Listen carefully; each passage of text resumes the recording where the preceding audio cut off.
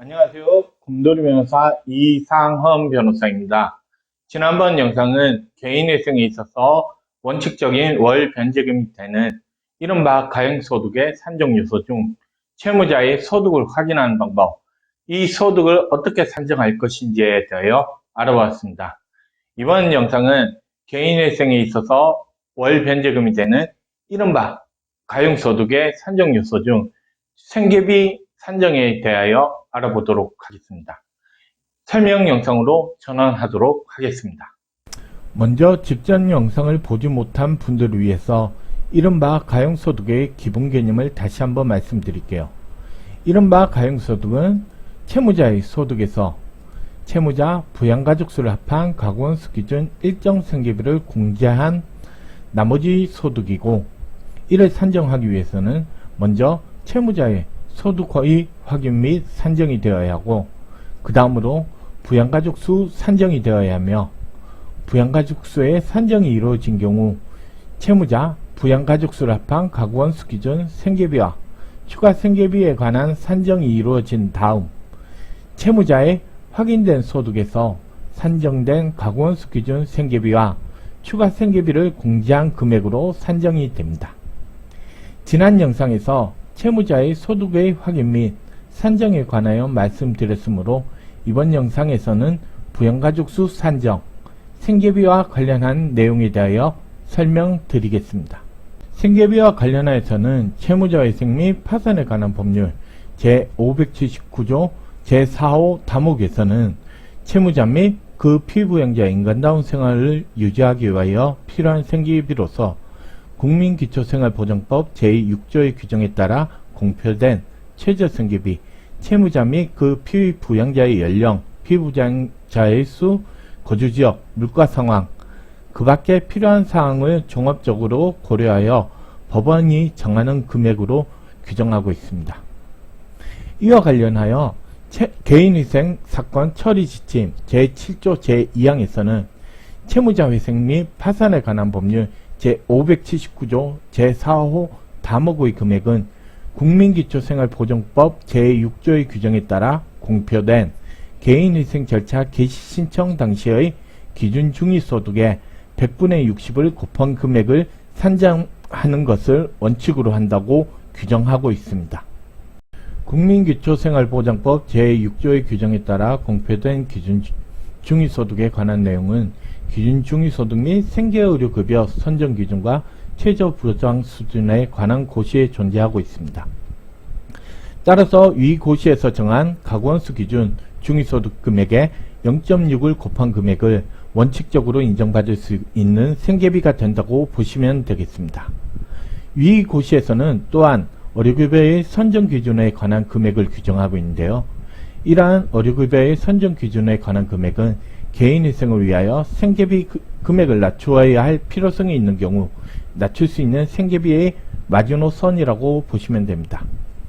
의료급여 선정 기준에 관한 금액은 가구원수 기준 중위소득 금액의 40%에 해당하는 금액입니다. 만약 의료급여 선정 기준에 관한 금액보다 낮은 금액으로 개인회생을 진행하고자 할 경우에는 다른 가족의 소득으로도 충분히 생계 유지가 가능하다는 사정, 즉 개인회생 변제계획인가의 요건 중 변제계획 안의 수행 가능성이라는 조건을 갖출 수 있다는 특별한 사정에 대한 소명, 즉 특별한 사정에 대하여 밝힐 필요가 있습니다. 위와 같은 기준 중위소득 및 생계의료급여 선정 기준과 최저보장 수준에 관한 고시는 매년 변동이 되므로 이를 확인하기를 원한다면 인터넷에서 국가법령정보센터를 치고 들어가셔서 확인해 보시거나 아니면 제 블로그에 이와 관련한 내용을 작성해 놓았으니 이를 참조하시면 됩니다. 다음으로 부양가족수 산정에 대하여 알아보도록 하겠습니다. 개인회생에 있어서 변제금 산정의 기준이 되는 금액은 부양가족수가 아닌 가구원수인데, 가구원수는 채무자가 부양 의무를 부담하는 부양가족수를 합한 수라고 생각하셔야 합니다. 4인 가구이니 당연히 4인 가구 생계비가 적용되는 것이 아님을 주의하셔야 합니다. 따라서 채무자는 당연히 가구원수에 포함이 되므로 가구원수 산정을 위해서는 채무자가 부양 의무를 부담하는 가족이 얼마인지에 대한 확인이 되어야 합니다. 이러한 부양가족 수를 산정함에 있어서는 민법상 부양 의무에 관한 조항을 고려할 경우 신청인에게 해당 가족을 부양할 의무가 인정되는지 여부, 신청인에게 이 해당 가족을 부양하여야 할 필요성이 인정되는지 여부, 신청인이 실제 해당 가족을 부양하여 온 사정이 인정되는지 여부를 기준으로 판단한다고 보시면 됩니다. 부양 의무와 관련한 민법상 조항을 살펴보면 먼저 민법 제826조 제1항에서는 부부간의 부양 의무를 규정하고 있습니다. 다음으로 민법 제870조 제2항 제1호, 민법 제908조 2 제2항 제2호는 부모가 미성년의 자녀를 부양할 의무가 있다는 점을 전제로 내용을 규정하고 있습니다. 다음으로 민법 제974조에서는 친족간의 부양 의무를 규정하고 있습니다. 다음으로 부양의 필요성에 관하여 살펴보면 민법 제975조에서는 부양 의무는 부양을 받을 자가 자기의 자력 또는 근로에 의하여 생활을 유지할 수 없는 경우에 한하여 이를 이행할 책임이 있다고 규정하여 가족 중 스스로의 자력 또는 근로에 의하여 생활을 유지할 수 있는 가족은 부양의 필요성을 인정하기 어렵습니다. 다음으로 민법 제977조에서는 부양의 정도 또는 방법에 관하여 당사자 간의 협정이 없는 때는 법원은 당사자의 청구에 의하여 부양을 받을 자의 생활 정도와 부양의 의무자의 자력, 기타 재반 사정을 참작하여 이를 정한다라고 규정하고 있으므로 부양의 필요성을 인정함에 있어서는 부양을 받아야 하는 자의 재산 소득 상황, 부양을 해야 하는 자의 자력, 기타 사정을 고려하도록 규정하고 있습니다. 앞서 본 부양 의무와 부양의 필요성에 관한 내용을 기준으로 살펴보면 첫 번째, 미성년의 자녀의 경우 원칙적으로 부양가족으로 인정됩니다. 다만 배우자가 소득이 있는 경우 배우자의 소득액에 따라서 미성년의 자녀가 부양가족 수로 인정받을 수 없거나 일부 금액 또는 부양가족으로 인정받는 자녀의 수가 변동될 수 있습니다. 두 번째, 부모님입니다. 민법상 조항에 의하면 부모님의 경우 직계혈족이므로 부양 의무는 인정이 됩니다. 다만 민법상 조항에서 부양 의무가 인정된다고 하더라도 부양의 필요성이 인정되어야 하는데 만약 부모님이 만 65세이어서 최근 바뀐 대법원 판례에 따라 도시 일용 노동자의 소득을 올릴 수 있는 건강 상태가 되거나 기타 연금 또는 재산 등으로 부양의 필요성이 부정되는 경우 다른 형제자매의 소득, 재산 내역에 비추어 다른 형제자매가 부양 의무를 부담하는 것이 타당해 보이는 경우 등에는 부모님을 부양가족으로 인정받기 어렵습니다. 아울러 부모님을 부양가족으로 하여 신청하는 경우에는 법원에서는 위와 같은 요건을 확인하기 위하여 부양의 필요성에 관한 자료, 실제 부모님을 부양한 사실이 있는지 여부를 확인하기 위하여 보존금고로 이와 관련한 자료의 제출을 요구할 수 있습니다. 다음으로 배우자인데요. 이 부분은 사실 실무를 진행하다 보면 신청인의 입장이 있는 저로서는 실무의 경영에 대하여 아쉬움이 있는 부분입니다. 먼저 민법상으로 부부간의 부양 의무는 1차적 부양 의무이므로 다른 친족에 대한 부양 의무보다 우선시되어야 하는 내용입니다. 그러나 개인회생에 있어서 법원은 일단 경제활동이 가능한 연령의 배우자의 경우 건강상태에 문제가 있어 일을 할 수 있는 근로능력이 없다는 등에 대한 특별한 사정이 소명이 되지 않는 한 배우자는 부양가족으로 인정하여 주지 않는 것이 일반적인 경향으로 보시면 됩니다. 이 부분까지는 어느 정도 수긍이 가능한 부분입니다. 다만 아쉬움이 남는 부분은 만약 배우자가 출산이 임박한 배우자이거나 저연령의 미성년자의 자녀가 있는 경우인데 사실 실무를 진행하다 보면 출산이 임박한 경우 향후 태어날 아이를 부양가족으로 인정하여 주는 경우는 많으나 배우자를 부양가족으로 잘 인정하여 주지는 않습니다. 그렇다면 배우자가 미성년의 자녀를 놓아두고 일을 해야 한다면 아이는 누가 돌봐야 할까요? 만약 배우자가 일을 하여 돌보미를 고용해야 한다면 이 비용은 어떻게 해야 할까요?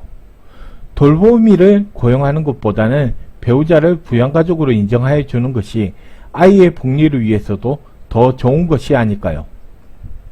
이혼 소송에 있어서 양육권자를 누구로 지정할 것인가, 면접 교섭권이라는 것을 어떻게 할 것인가라는 부분에 있어서 과거에는 부모의 입장에서 판단하는 경향이 강했던 반면에 최근에는 법원에서 위와 같은 판단을 함에 있어서 부모의 입장보다는 아이의 입장을 더 고려하고 있다는 점, 최근 출산율을 높이려고 하는 것이 사회의 경향인 점을 고려한다면 출산이 임박한 배우자나 저연령의 미성년의 자녀가 있는 경우 일을 하지 않는 배우자 역시 부양가족으로 인정하여 주는 것이 맞지 않을까 하는 것이 제 생각입니다.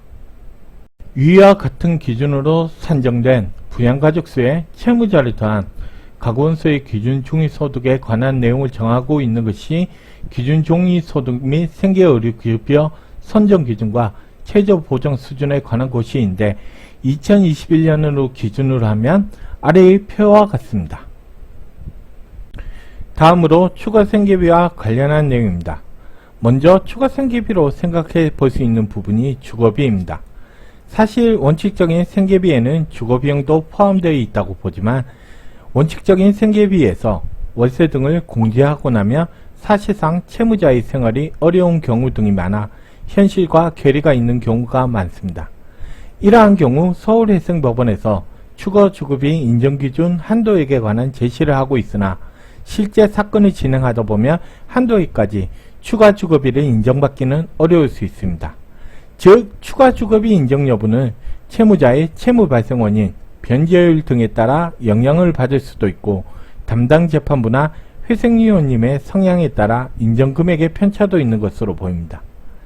이러한 추가주거비를 신청하는 경우에는 실제 월세 지급 내역 등에 대한 금융자료를 제출할 필요가 있고 법원에서 이와 관련한 보증을 요구하기도 합니다. 다음으로 의료비입니다.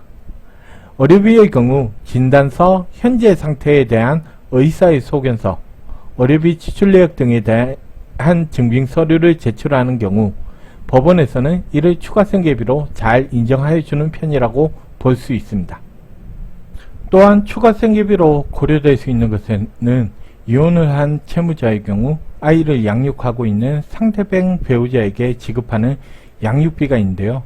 양육비를 개인회생에 있어서 반영하는 방법에는 두 가지가 있습니다. 한 방법은 신청인이 지급하는 양육비를 추가생계비로 신청하는 방법입니다. 이 경우 결정된 양육비와 관련한 양육비 지급조서와 실제 지급 내역과 관련한 금융자료의 제출을 요구합니다. 다른 방법은 양육비를 추가생계비가 아닌 개인회생 재단 채권으로 기재하는 방법입니다. 양육비를 법원에 납부하고 법원에서 이를 상대방 배우자에게 지급하겠다는 것인데요. 양육비의 지급을 실효적으로 확보하기 위하여 최근 보존공고로 양육비를 개인회생 재단 채권으로 변제 계획안에 기재하라고 하는 보존공고가 나오고 있습니다. 마지막으로 부모님을 부양가족으로 인정받지 못하더라도 부모님께 매월 드리는 생활비를 추가생계비로 신청해 볼 수 있는데요. 이와 관련해서는 부모님께 생활비를 계속 보내드려야 하는 사정에 대한 소명, 그간 지속적으로 부모님께 일정 금액을 보내왔던 금융거래 내역 등이 소명자료로 필요할 수도 있습니다. 부모님께 드리는 생활비의 경우 신청을 하더라도 인정받기 어려운 경우가 많고 인정받더라도 그 전액을 인정받기 어려울 수도 있습니다. 이번 영상은 개인회생에 있어서 원칙적인 월 변제금이 되는 이른바 가용소득을 산정하기 위한 요소 중 가구원수 산정과 생계비 산정에 관한 내용을 알아보았습니다. 이제까지 제가 만든 영상으로 이른바 청산가치, 이른바 가용소득과 같은 개인회생에 있어서 월 변제금, 변제기간을 산정하기 위한 기본적인 요소에 대해서는 말씀드린 것 같습니다. 다음 영상은 이른바 가용소득과 이른바 청산가치를 고려하여 개인회생 변제계획안의 변제기간과 월 변제금을 산정하는 방법에 대하여 말씀드리도록 하겠습니다. 제가 만든 영상이 도움이 되었다면 좋아요와 구독을 눌러주세요. 이상 곰돌이 변호사 이상헌 변호사였습니다.